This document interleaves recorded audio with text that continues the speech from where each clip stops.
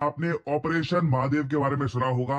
आज ही के दिन ऑपरेशन महादेव लॉन्च किया है भारतीय सेना ने और बताया जा रहा है 3 आतंकवादियों को न्यूट्रलाइज कर दिया है। नाउ जो ये 3 आतंकवादी मारे गए हैं, ऐसा नहीं है कि तीनों के तीनों ये पहलगाम मैसेकर करने वाले आतंकवादी थे, मगर जो मास्टरमाइंड था पहलगाम आतंकवादी हमले का, वो बताया जा रहा है इस अटैक में मारा गया है। यहाँ पे आप देख पाओगे Pahalgam attack mastermind, 2 others killed in encounter with security forces near Srinagar. कितनी अजीब बात है, देखिए श्रीनगर के आसपास का जो फॉरेस्ट एरिया है वहां पर ये छुपे हुए थे और इनको शूट डाउन कर दिया गया है।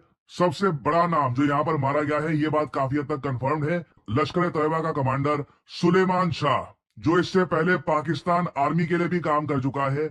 इसको न्यूट्रलाइज कर दिया गया है। इसके ऊपर 20 लाख रुपए का इनाम था। ये नाम 22 अप्रैल को हुए 22 अप्रैल 2025 में हुए पहलगाम आतंकवादी हमले के बाद रखा गया था। India has taken revenge of Pahalgam massacre. और अभी भी मैं आपको बता दूं, ऑपरेशन महादेव कंक्लूड नहीं हुआ है। इंटेलिजेंस इनपुट मिली है हमारी सिक्योरिटी फोर्सेस को, उसके बेसिस पर ये ऑपरेशन चला है। यहाँ पे आप देख पाओगे इंडियन आर्मी के जो ऑफिशियल हैंडल है वहां से ट्वीट आई है, 3 आतंकवादियों को न्यूट्रलाइज कर दिया गया है और अभी भी ये ऑपरेशन जारी है। क्वाइट पॉसिबली हो सकता है कि आज या फिर कल तक में ये ऑपरेशन आगे और चलेगा और कई और आतंकवादी न्यूट्रलाइज किए जाएं। और सबसे बड़ी बात वैसे यहाँ पर यह है कि सुलेमान जो मारा गया ना, यहाँ पर ये इसकी फोटो है, ये यहाँ पे है हाशिम मूसा उर्फ सुलेमान। इधर आप देख पाओगे wanted bye Jammu Kashmir police, ये इसका वांटेड पोस्टर है। 20 लाख रुपए का इनाम यहाँ पे आपको दिख जाएगा। ये पाकिस्तान आर्मी का एक इलीट कमांडो था। यहाँ पे आप देख पाओगे Pahalgam mastermind Suleman Shah was ex commando of Pakistan army's elite unit. ये काफी बार पाकिस्तान आर्मी में देखा जाता है, जो इनके इलीट कमांडो होते हैं उनका अच्छे से ब्रेन वॉश करके, रिलीजन के नाम पे और चीजों के नाम पे बुरी तरीके से उनका ब्रेन वॉश करके काफी बार इंडिया में भेज दिया जाता है लश्कर तैयबा के जो वेरियस आउटफिट्स हैं उनको रन करने के लिए। फॉर एग्जाम्पल सुलेमान शाह ये काफी हद तक टीआरएफ को लीड करता था। टीआरएफ के बारे में मैंने रिसेंटली वीडियो बनाई थी, द रेजिस्टेंस फ्रंट। भारत के बहुत सारे डिप्लोमेटिक प्रयास के बाद finally United states of America ने टीआरएफ को एक आतंकवादी संगठन डिक्लेयर किया था। ये एक बड़ी डिप्लोमेटिक जीत थी भारत के लिए। और अब हम देख रहे हैं कि टीआरएफ लश्कर तैयबा, अगेन देखो पता है क्या प्रॉब्लम यहाँ पर यही है, ये बोलकर भी अजीब लगता है कि जी टीआरएफ अलग है लश्कर तैयबा अलग है। इन लोगों ने ग्रुप्स ऐसे ही बना रखे हैं, बाकी काम सारे एक जैसे ही है। ठीक है, ये बस टीआरएफ एक मॉडर्न सा नाम थोड़ा सा इन लोगों ने बना दिया है ताकि जो यूथ है उसको मैनिपुलेट करने में आसानी हो। और लश्कर तैयबा का नाम भी काफी खराब हो रखा है, तो वहां से भी बचने में लोगों को आसानी हो। पाकिस्तान की गवर्नमेंट अभी भी आप अगर देखो ओपनली शेमलेस तरीके से टीआरएफ को बैक करती है, कहती है कि टीआरएफ को जो आतंकवादी संगठन का टाइटल दे दिया गया है यूएस द्वारा, ये गलत है। बट इंडिया के पास ये सुलेमान शाह का जो एनकाउंटर के बाद जो यहाँ पे प्रूफ सामने आया है, ये एक बड़ा एविडेंस है इंटरनेशनल मीडिया के लिए, इवन वेरियस कंट्रीज के लिए, जो समझना चाहते हैं कि कश्मीर में हो क्या रहा है, कश्मीर में किस तरीके से पाकिस्तान डायरेक्टली आतंकवादी भेजता है और ये आतंकवादी निहत्थे इंडियंस को मारते हैं। नाउ अगेन यहाँ पे आपको ये भी समझना होगा, बीच में कुछ क्वेश्चंस ये भी उठे थे कि पहलगाम मैसेकर जो हुआ था उसका ब्लेम हम पाकिस्तान पे कैसे डाल सकते हैं। सुलेमान शाह की डेथ ये बात क्लियरली हमको बता देती है कि पाकिस्तान किस हद तक इस अटैक के पीछे इन्वॉल्व था और ऑपरेशन सिंदूर क्यों इतना ज्यादा जरूरी है। जी हाँ, मैं ये नहीं कह रहा जरूरी था, मैं यहाँ पर कह रहा हूं जरूरी है, क्योंकि रिसेंटली भारत के सीडीएस ने फिर से ये बात रिपीट करी है, ऑपरेशन सिंदूर अभी खत्म नहीं हुआ है। इधर यहाँ पे आप लोग देख पाओगे आर्टिकल, ऑपरेशन सिंदूर अभी भी ऑनगोइंग है।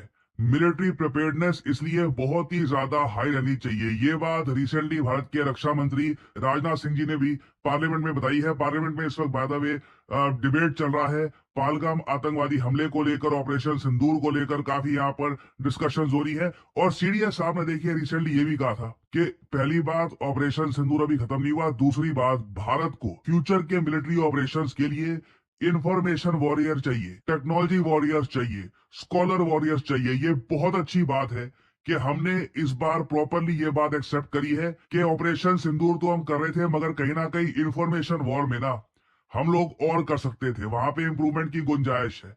और स्कॉलर वॉरियर्स का देखिए मतलब क्या है, भारत का जो नैरेटिव है, अगेन देखो बात यहाँ पर बहुत ही सिंपल है, we stand with the truth. हमारे यहाँ कोई ऐसा नहीं है कि हम अपने लोगों को रेडिकलाइज करके पाकिस्तान में भेज रहे हैं। That is simply not happening. Pakistan ये करता आया है कई दशकों से। पाकिस्तान में उसामा बिन लादेन छुपा हुआ था, कई आतंकवादी आज भी यहाँ पर छुपे हुए हैं। It is an epicentre of terrorism. Now ये बात इंटरनेशनल मीडिया के सामने लेकर जाना, उनको समझाना कि इशू क्या है, क्यों ऑपरेशन सिंदूर लॉन्च किया गया था, यहाँ पर जो मेन कंसर्न है ये क्या होना चाहिए, हमें क्यों डिस्ट्रैक्ट नहीं होना चाहिए छोटी चीजों को लेकर कि जी कितने मिसाइल कहां पर लगे, क्या हुआ। मेन जो यहाँ पर इशू है कि एक थियोक्रेटिक स्टेट है जिसने एक टेररिज्म वॉर स्टार्ट कर रखी है इंडिया के अगेंस्ट, उसे एक्सपोज करना होगा। तो उसके लिए हमें स्कॉलर वॉरियर्स चाहिए होंगे जो इंटरनेशनल मीडिया के सामने भारत का नैरेटिव रखे।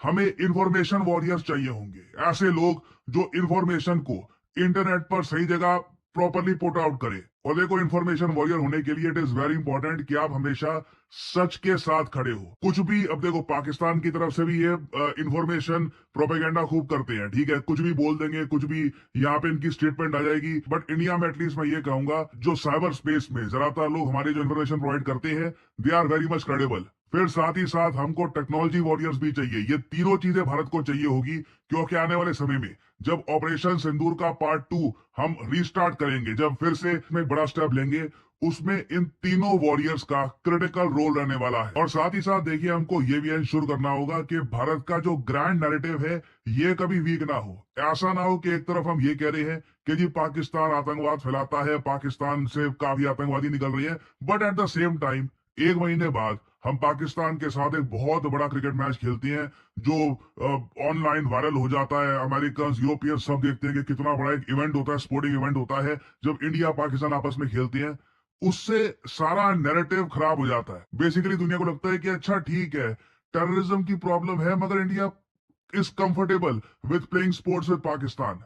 क्योंकि एक तरफ लिटरली पाकिस्तान आर्मी का जो कमांडो है ये इंडिया में मारा जाता है एक आतंकवादी हमला करने के बाद, दूसरी तरफ उसी कंट्री के साथ हम एशिया कप में मैच खेलने वाले हैं। और इस बार मुझे ये देख के अच्छा लग रहा है कि अक्रॉस पार्टीज, चाहे कोई राइट विंग हो, लेफ्ट विंग हो, सब लोग कह रहे हैं कि आतंकवाद और स्पोर्ट्स ये इकट्ठा को एग्जिस्ट नहीं कर सकते। इवन आप देखोगे कांग्रेस पार्टी ने भी ये बात बोली है, terror and sports can not go together. और एंड आई होप कि इंडिया एक बड़ा स्टेप लेगा।